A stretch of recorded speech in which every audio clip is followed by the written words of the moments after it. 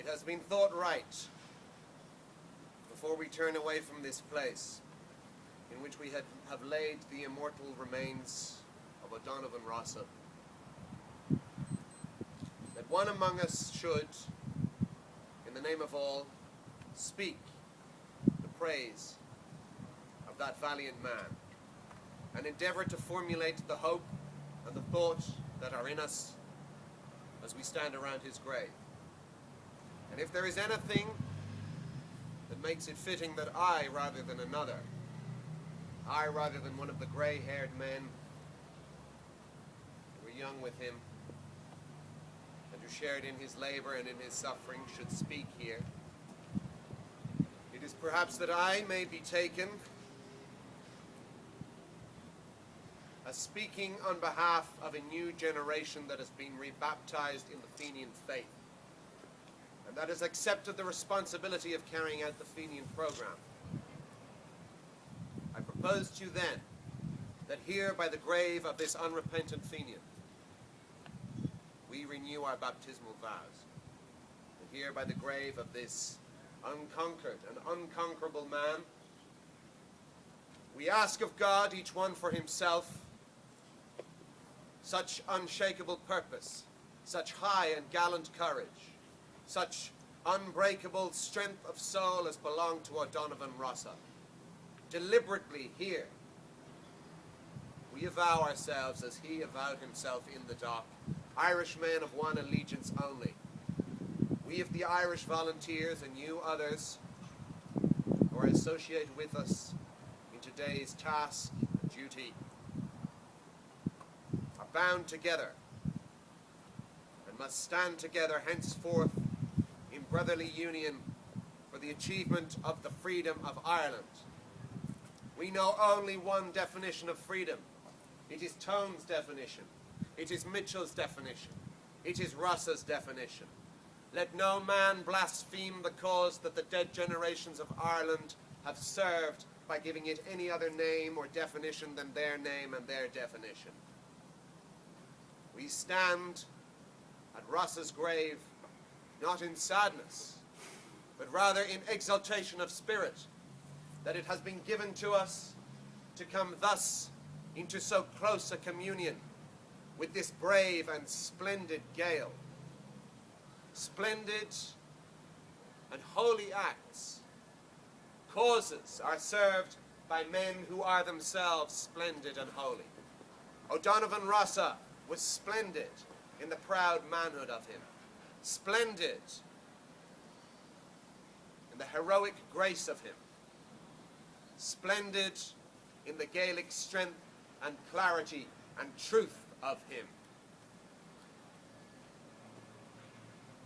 And all that splendor and pride and strength were compatible with the simplicity and a humility of devotion to Ireland, to all that was olden and beautiful and Gaelic in Ireland, a holiness and a simplicity of patriotism of a Michael O'Cleary or of an Owen O'Brownie. The clear, true eyes of this man, almost alone in his day, visioned Ireland as we of today would surely have her. Not free merely, but Gaelic as well. Not Gaelic merely, but free as well. In closer spiritual communion with him now than ever before, or perhaps ever again, in spiritual communion with those of his day, living and dead, who suffered with him in English prisons. In communion of spirit, too, with our own dear comrades who suffer today in English prisons, and speaking on their behalf as well as on our own.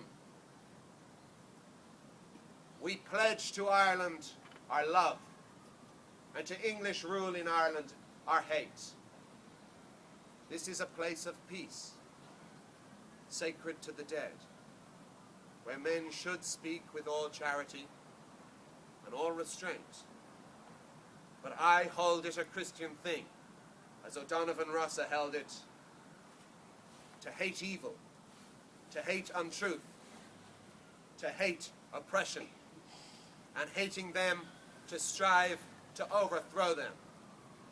Our foes are strong and wise and wary, but strong and wise and wary as they are, they cannot undo the miracles of God, who has ripened in the hearts of young men the seeds sown by the young men of a former generation, and the seeds sown by the young men of 65 and 67 are coming to their miraculous ripening today.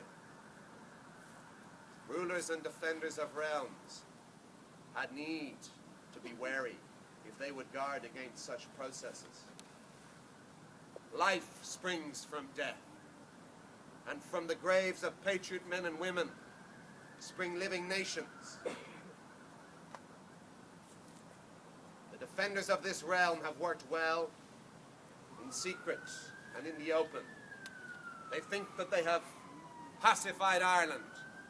They think that they have purchased half of us and intimidated the other half. They think that they have foreseen everything. Think that they have provided against everything. But the fools, the fools, the fools, they have left us our Fenian dead.